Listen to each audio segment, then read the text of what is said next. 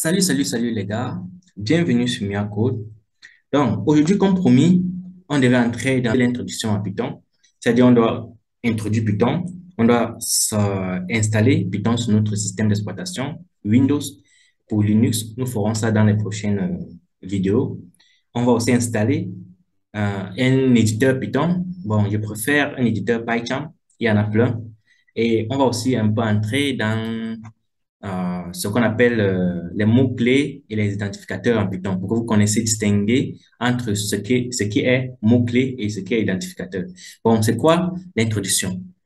Python, c'est un langage de programmation, vous le savez tous. Et un langage de programmation, c'est un code qui laisse la communication entre deux personnages. Je devais traiter une machine ici comme une personne et un être humain comme une personne. Dans la communication, celui qui fait le codage, qui comprend le code et le code interprété par la machine, c'est ce qu'on appelle la programmation dans un langage un peu plus simple. Bon, pour la machine en elle-même, elle comprend ce code. Et je parle de l'interpréter parce que Python est un interpréteur. Bon, ça, c'est un multiplateforme aussi. Ça peut s'installer sur plusieurs plateformes comme plusieurs systèmes d'exploitation. Et il est aussi un langage de multiparadigme. Bon, désolé pour la prononciation. Donc, comment installer Python alors? Vous allez sur votre terminal. Vous pouvez installer depuis le terminal, mais je préfère sur un navigateur. Vous partez sur la barre de recherche et vous tapez Python, python.org. Donc, quand vous allez taper python.org, vous allez avoir l'interface, la page officielle de Python. Donc là, vous pouvez télécharger la version récente. Vous venez sur Download. Je suis anglophone, donc tout est écrit en anglais. Vous venez sur Download et vous prenez Python. Bon, nous pouvons aussi changer la langue, comme je fais ma vidéo en français. Je vais changer la langue. Je mets en français. Bon, quand vous allez voir téléchargement, vous pouvez venir sur téléchargement, vous allez voir ici, download for Windows. Bon, download, c'est télécharger pour Windows. Parce que la version récente, vous pouvez taper là et le téléchargement va commencer directement. Bon, moi, j'ai déjà téléchargé. Donc, vous venez sur téléchargement. Comme vous utilisez un système d'exploitation Windows, vous tapez là et ça va commencer à télécharger. Donc, vous pouvez aller dans votre fichier téléchargement pour pouvoir avoir le setup. Bon, quand le téléchargement est en cours, ouvrez un autre onglet et vous tapez PyCharm. PyCharm, parce que ça, c'est l'éditeur Python que nous allons utiliser pour saisir les codes de Python. Vous prenez le premier lien. Vous prenez le premier lien. Quand l'interface va s'ouvrir, vous allez avoir l'opportunité de télécharger PyCharm Community. J'ai bien précisé PyCharm Community parce qu'il y a deux versions. Il y a PyCharm Professional et il y a PyCharm Community. Venez sur Download. Vous pouvez changer la langue. Je mets la langue française pour ceux qui auront des problèmes. OK. Bon, ça, vous allez télécharger, tapez sur télécharger. Et là, vous prenez Community. Donc, vous téléchargez celle-ci. Communauté, en fait. C'est télécharger PyCharm pour communauté. Ça, c'est professionnel. Donc, l'autre là, c'est payant. Vous téléchargez, tapez sur télécharger et le téléchargement va directement commencer. Bon, quand vous allez finir avec cela, vous pouvez aller dans votre dossier, le dossier de téléchargement, vous allez avoir votre setup. Bon, moi, j'avais déjà téléchargé. Je vais vous montrer comment on installe en fait. Bon, pour l'installation, disons que je vais vous montrer d'où mon dossier se trouve. Le setup se trouve dans ma machine. Mhm. Bon, ici, vous voyez Python. Python 3.10, ça c'est la version que j'ai téléchargée depuis. Là, vous tapez dessus, vous faites deux clics dessus et Python va s'ouvrir. Quand Python s'ouvre, vous allez avoir cette interface-là devant vous et vous allez faire, rassurez-vous que les cases en rouge là, c'est très important. Vous tiquez add Python 3.6 to path. Donc, il faut tiquer tous les deux, cocher tous les deux carrés, les carrés, les entrées ici, en fait. vous tiquez pour que ça puisse installer Python sur votre environnement, pour que vous puissiez taper les codes Python partout dans votre système, sur le terminal, sur Shell, partout. Vous pouvez avoir accès à Python. Donc, quand vous allez choisir cela, ça va vous donner ces accès-là. Vous tapez installer, install now, donc installer maintenant. Quand ça va commencer, je pense que vous aurez cette interface. Cette interface, vous pouvez juste close. Donc, on dit setup was successful. Donc, vous pouvez seulement fermer. Vous allez constater que j'ai d'abord installé Python. Donc, vous avez téléchargé deux setups. C'est-à-dire Python et PyCharm. PyCharm, c'est l'éditeur de Python. Donc, vous installez d'abord Python et après, vous installez son éditeur. Donc, je quitte là. Je quitte là. J'ouvre, disons que vous allez télécharger Python. Vous allez tout le setup. Quand Python s'est déjà installé, vous partez sur le setup de PyCharm Community.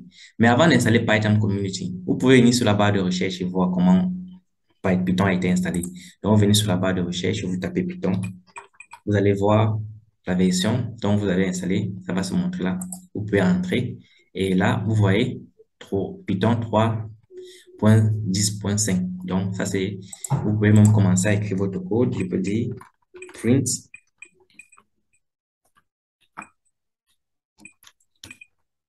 hello world. Donc, hello world. Je tape entrée, vous voyez, ça va imprimer hello world. Donc, ça, c'est juste pour démontrer que ça, vous pouvez utiliser cette interface-là pour entrer votre code Python. Bon, quand cela est fait, vous pouvez fermer si vous voulez. Vous tapez maintenant PyCharm. Pour installer PyCharm, vous cliquez là-dessus, vous cliquez là-dessus et PyCharm va commencer. Je pense que vous aurez cette interface devant vous.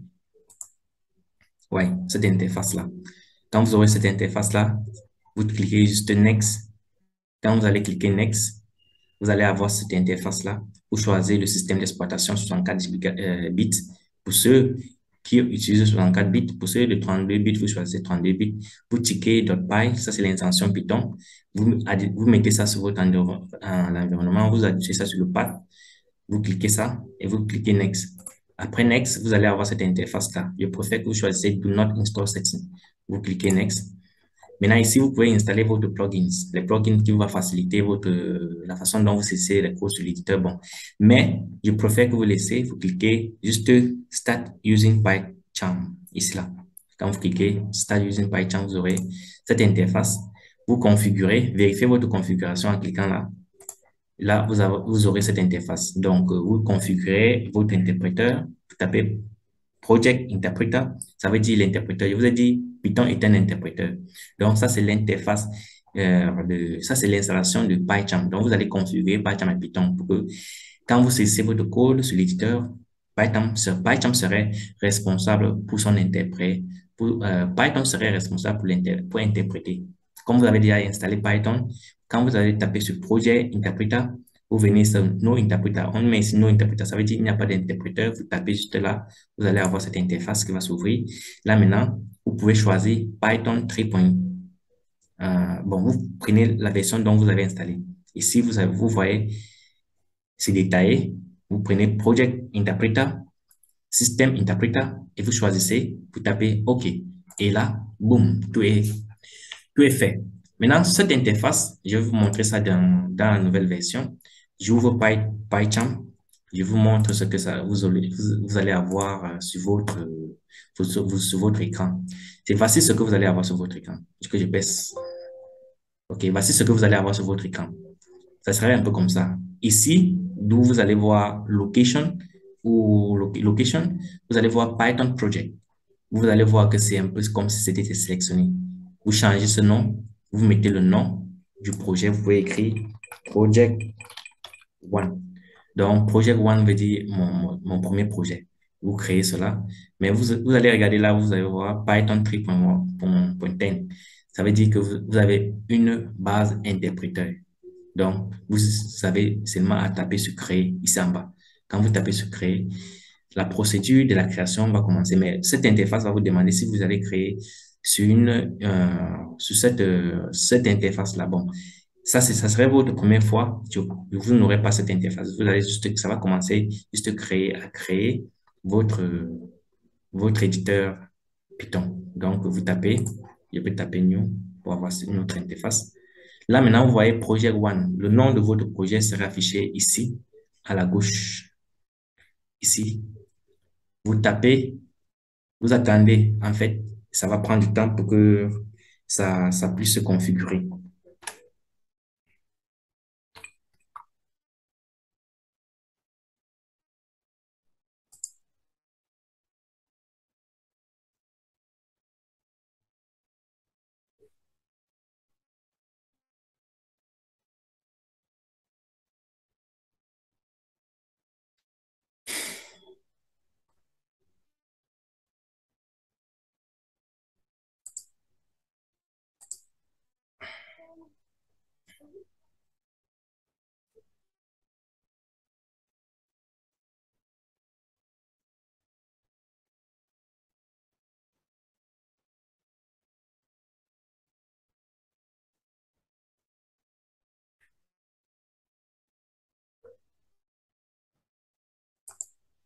Donc, regardez, là, les configurations se sont déjà bien installées. L'installation, vous allez voir ici en bas, à droite, ici en bas, vous allez voir Python 3.10. Ça veut dire l'interpréteur est déjà incorporé sur votre éditeur.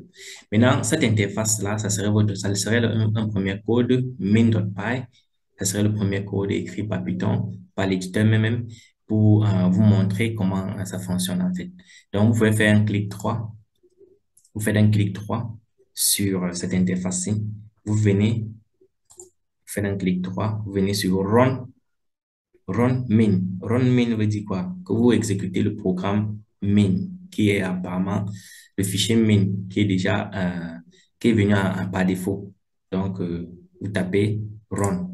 Quand vous tapez run, ça va s'exécuter. Vous allez avoir le HiPyCharm dans le résultat sur cette interface-là. Donc, ça veut dire que quoi? Que tout marche à merveille. Donc, ce programme est par défaut. Quand vous allez installer PyCharm, vous allez avoir ça par défaut. Donc, quand vous allez faire un clic droit, je répète, vous venez run main, vous allez voir cette interface qui va dire HiPyCharm. Ça veut dire que ce code qui est ici là, c'est exécuté, le résultat c'est HiPyCharm. Et vous pouvez écrire votre propre code. Donc, vous pouvez annuler cette interface, vous pouvez créer votre propre fichier. Vous pouvez baisser cette interface ici. Maintenant, passer le votre terminal, vous pouvez utiliser ce terminal. Passer le console de Python, vous pouvez ouvrir cette console. Cette console, elle vous aide à exécuter les programmes Python. Donc, ici, je peux exécuter mes programmes si je veux. Par exemple, ici, je peux faire seulement une petite opération. 7 plus 8. Quand je tape Entrée, vous allez voir le résultat. 15. Donc, 7 plus 8, c'est 15. Je peux dire 9 plus 6. Je tape le résultat, vous allez voir 15. Donc, vous allez comprendre que cette console vous permet aussi à exécuter vos codes. Mais bon, ce n'est pas la science d'aujourd'hui. Venez sur votre projet pour créer votre propre fichier. Vous faites un clic droit. Vous prenez New. New, ici, c'est nouveau. Vous venez, vous voyez fichier. Mais ne choisissez pas ceci. Je préfère que vous venez sur Python File, qui est le fichier Python. Vous prenez cela. Vous mettez juste le nom. Peut-être je vais mettre test et je tape Entrée. Vous allez voir que l'extension de Python serait là, test.py. Donc, vous allez voir .py veut dire c'est l'extension de Python. Donc, si vous voyez un fichier avec .py, ça veut dire que c'est une extension Python. Donc, nous venons d'installer Python et nous venons d'installer le système, l'éditeur Python, qui est PyCharm. Il y a plusieurs éditeurs. Il y a les Visual Studio Code, il y a les Tony, il y a plein. Donc, sachez que PyCharm est mieux pour Python. Pour moi, c'est mieux pour Python. Donc, si vous codez en Java, il y a d'autres éditeurs que vous allez vous sentir mieux à l'aise pour coder. Bon, ici, on va voir les mots-clés. C'est quoi les mots-clés et les identificateurs? Les mots-clés en Python sont des mots prédéfinis en Python. Donc, c'est-à-dire, il y a des mots que Python a déjà définis des objets qu'on a déjà définis et que vous allez juste utiliser. Par exemple, quand je dis print, comme j'ai fait d'abord la première fois sur le terminal, et quand je dis print, et j'essaie d'écrire quelque chose dans ce que vous appelez c'est les encollades, les entre guillemets, je mets entre guillemets, je prie Hello World. Quand je mets cela dans les encollades, je dis print, ce print-ci veut dire imprimer.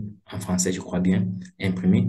Et quand vous faites un clic droit, vous choisissez votre fichier run test. Vous choisissez votre fichier, vous exécutez, vous allez voir Hello World. C'est-à-dire que uniquement le mot qui est écrit dans la parenthèse entre guillemets est imprimé sur cette interface. Donc, ça veut dire quoi?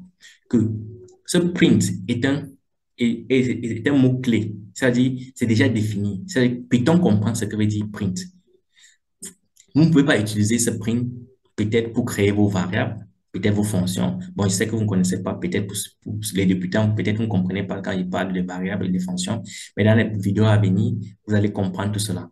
Donc, les mots-clés sont des mots déjà prédéfinis. Vous pouvez vous utiliser juste pour les syntaxes. Donc, peut-être que je peux appeler ça comme un syntaxe. Il dit print hello world. Ça me jette directement quelque chose sur l'écran.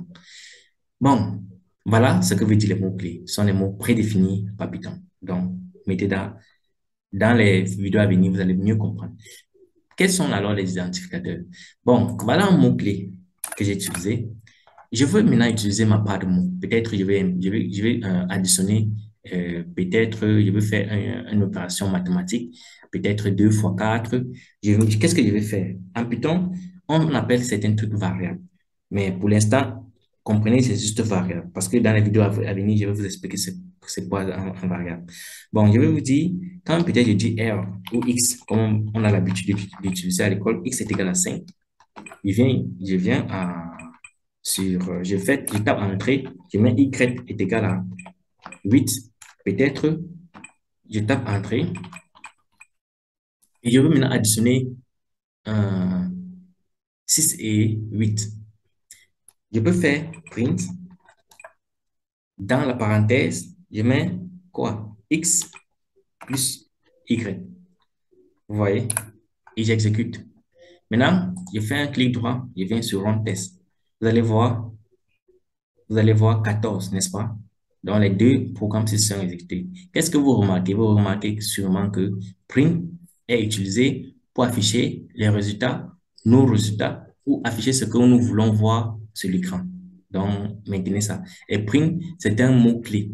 Maintenant, Y et X, regardez comment c'est. Ça n'a pas de couleur. Vous voyez comme PyCharm décore un peu ce que nous écrivons. Donc, vous voyez que X et Y sont des identificateurs.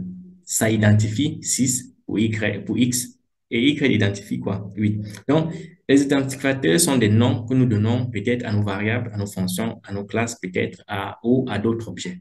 Donc, c'est ça la différence entre les identificateurs et des mots-clés.